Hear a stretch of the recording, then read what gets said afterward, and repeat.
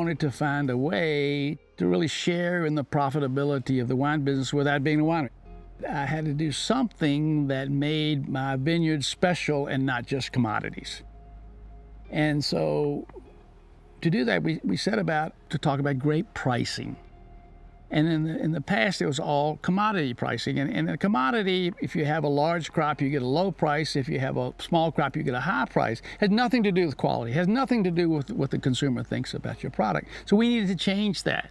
We decided we needed to develop a formula that would translate the retail price of a bottle of wine to the price of a ton of grapes. Now, wineries always, when they look at their revenue, they look at it per case or per gallon, but we said, let's look at it per ton.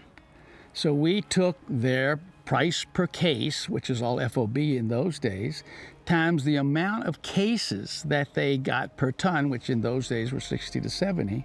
And then we went back and we researched what was the historic percentage of that wine revenue that went to the grower. We found out it was 26%. If you multiply that through 50% of the retail price times the 65, 67 cases per ton times 26%, you get 100 times. And it falls out, and it does it over and over and over again. Now, if you have a major imbalance between supply and demand, which you don't have in the premium wine business here, it won't work. But it'll work everywhere when you do that. So what we did is we began to talk about what's called the bottle price formula.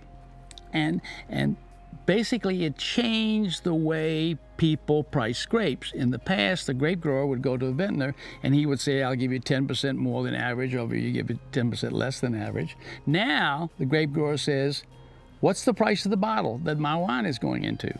Change the focus tremendously. And what happens is that in 1970-71, the price of Cabernet, again in Napa County, was about $500. And the range clustered around it. Somebody might have got 400 and somebody got 600, but that was what it was. And it was all based on sugar content, not even acid and pH, nothing to do with flavors. Well, if you would look at 2015, Napa Valley Cabernet alone, in the Crush report, there's over 760 different schemes for pricing Napa Valley Cabernet.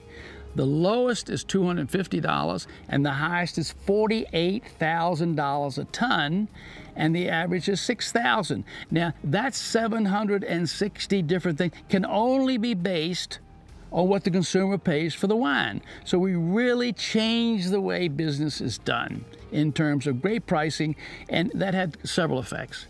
One is it brought more money to the grower. And the story of the price of grapes in Napa Valley is really a story of the price of wine increasing and us tying the price of grapes to it, rather than looking at the price of grapes itself.